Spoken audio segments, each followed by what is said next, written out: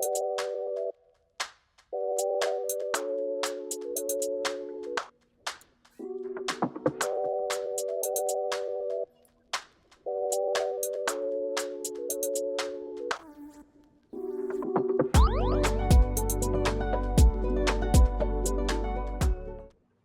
you guys. How are you? Welcome back to our channel. If we've never met, or if this is your first time seeing us, I'm Crystal. I've been blogging for a long time at crystalandcom.com. And this lady right here, I always get it wrong. I'm so backwards when I try to point. This lady right here is my co-blogging bestie. And she's also my business partner in our consulting program for bloggers. And that is Kelli Miller. And she blogs at 3 boysandadog.com. Hey guys, so together we're blogging mentors helping creators like you grow your platforms and turn your ideas into a thriving blogging business. And today's topic is one that a lot of you guys have been asking about. That's right. We're tackling the age-old debate. Is Facebook still worth it for bloggers? Good question, right? Because we all know that Facebook is not the fresh, shiny platform that it once was. But if you've been wondering if there's still a way to make Facebook work for your blog, even with all of those annoying algorithm changes and the low organic reach, stick with us. We've got some answers. Yeah, we're going to break it down. We're going to break down the pros and the cons and why one particular spot on Facebook is still a hidden gold mine that not enough people are utilizing. And of course, as always, we have our aha moment for you later that's going to completely shift how you think about this platform. So when most people hear Facebook, they immediately think of like pages, right? And that's where a lot of us started when we first began blogging. But fast forward to 2025, and things look very different on the Facebook Meta platform. Yes. Pages were the big thing back in the early days, and there are still pages that perform well that are under, I believe they're under a different algorithm, actually. So, but maybe at that time you set your page up, you'd post a link and bam, traffic would go. But then all the things changed, right? Traffic at that time would flood to your blog. Now organic reach on Facebook pages is practically non-existent except for some of the old pages. Okay. So yeah, it's frustrating, right? You poured your time and your energy into crafting the perfect Facebook post, and only a fraction of your audience actually even sees it. And then only a fraction of those people actually even click to go over to your blog, right? If that's been your experience, we totally get it. Okay. Yep. But here's the thing. Even though pages aren't what they used to be, Facebook as a whole is not dead. It is not dead for bloggers. You just need to know where to actually focus your energy, and we're going to help you with that. And spoiler alert, groups. That's where groups come in. But before we get to that, let's talk about why Facebook still has potential, even after all of their changes.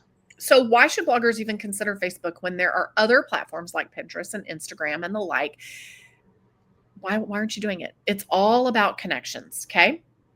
Yeah, exactly. Facebook, guys, write this down. Facebook has over 2 billion monthly active users. That's a massive audience. And it includes people from all sorts of niches and interests. Basically, everybody is on Facebook. So if your audience is out there, they're on Facebook. Mm-hmm. And while the algorithm might be a headache for pages, it actually prioritizes real, valuable conversations. And that's why groups are thriving right now. And they have been for a little while. It's where those deep connections and deep conversations and intimate relationships are happening.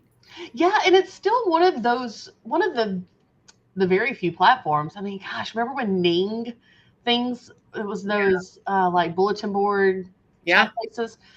Now, Facebook is really one of the only platforms left where you can have those long form conversations in private, right? You can go to Reddit, but in private. People are used to engaging more deeply here on Facebook than, say, scrolling through Reels or TikToks and just vegging out on video. Where they want to communicate with people, Facebook is the place that they go. Right. It's less about quick scrolling distractions and more about community building. That's what people seem to be going to Facebook for. And that's what Facebook seems to be nurturing and kind of pushing out. Okay. I mean, I myself, if I get into something new or I purchase something new, Facebook is where I go. Like, who else has this? How are they using it? What are they doing with it? Where can I find people like me that are also interested in this thing? Facebook, right? That's why bloggers can really stand out in a Facebook group, because they can help whatever the topic is, they can help, the content's going to help them. So Right. So if you've been focusing all your energy on a Facebook page, I hate to say it, but you're probably pretty frustrated. Yeah, probably. So like we said earlier, organic reach on pages really is low these days for most pages. Facebook is a pay-to-play platform, unfortunately, when it comes to pages, which means you're likely spending more on boosting posts or ads than you're getting back in ad money on traffic. Yeah, right. But groups is a different story if done correctly, because groups allow you to build real communities. And unlike pages, they have much higher engagement rates. Yes, Facebook actually promotes posts from groups to their members, so it's easier to get your content seen. And the best part is groups are conversational, which the algorithms they really prefer that, and it helps to build trust and it helps to nurture what I was saying, those intimate relationships. It's building relationships with your audience. Yeah, so if you've been feeling like Facebook is a lost cause, don't count it out just yet. It's all about shifting your focus to where the real conversations are happening. And honestly, it's not just about here's a recipe group anymore. Right. But we're going to get into that in a second. All right, friends, here's the big takeaway for today's training. Is Facebook still worth it for bloggers? It can be, but only if you focus on the right areas. Right. In that area, Facebook groups. Niche Facebook groups. Groups are where your audience is showing up. It's where real conversations are happening. It's where you can position yourself as a leader in your niche. Right. And that's the magic of groups. They're not about broadcasting to your audience like pages are. They're about interacting with your audience, giving value, and truly building that intimate community. Right. When you approach Facebook with a group first mindset, you're not just chasing traffic. You're building relationships, and those relationships are what's going to lead to loyal followers, repeat readers, and even customers. Yeah. So if you're ready to start leveraging groups on Facebook, here are some of our top tips to make this happen. We've got 5 of them, I believe. Okay, number 1. Number 1, what I just said, what I've been alluding to this whole time, find or create niche specific groups. So, and honestly, it's probably best if you do both. Mm-hmm. If you find some and you create one where your target audience wants to hang out, like maybe that's DIY furniture, maybe that's parenting toddlers, maybe that's fitness after 40 community. Yeah. What is it? Right? Create your own centered around something specific that your audience cares about. Not everything that your blog writes about, but something very specific. Maybe it's slow cooker dinners, right? Yeah. What specific niche thing? What is it? Tip number 2, engage authentically. Don't just drop your blog link and leave. Provide value by answering questions, starting discussions, being a helpful resource, replying to things, right?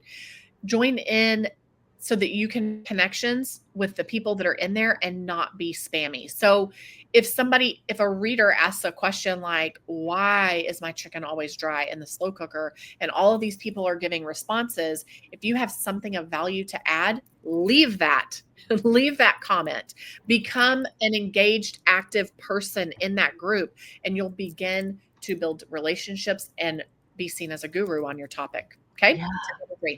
Which allows you to position yourself as an expert. So share your tips, share your insights, share your solutions that align with your blog's focus. And over time, group members are going to start seeing you as that go-to resource in your niche. I'm sure that there are groups that you're in where you have a question, you're tagging specific people, you're wanting certain people to answer that question because you know that they know what they're talking about. They've proven themselves in that group as an expert. Right. You want to be that person in your groups. Right. Tip number 4, link strategically. Once you've built trust, it's okay to occasionally share your blog posts or opt-ins, but make sure that they are highly relevant and truly helpful to the group members so that if it feels like spam, they're going to be turned off and they're going to go somewhere else. Okay. Right. And tip number 5, stay consistent. Groups thrive on regular activity, whether it's weekly discussion prompts, live Q&As, curated content. You've got to find ways to keep the group dynamic and engaging. Yep. So that's it, friends. We want to hear from you. Are you using Facebook as part of your blogging strategy? What are you doing? Have you tried groups or are you still focused on pages? What's working for you? What's not working for you? Do you have a page that's doing incredible and maybe you're a smaller page? Let us know. Drop us a comment. Let us know how it's working for you. Yeah, and don't forget to like this video, subscribe to our channel, and ring that notification bell so you never miss out on our best blogging tips and strategies. We go live every single Tuesday at 10 a.m. Central Time. And as of right now, we have a video go live every Thursday. That's right. All right, guys, thanks for hanging out with us today. Remember, Facebook isn't dead. It's just a matter of finding the right space to make it work for you. We'll see you in the next video. Bye.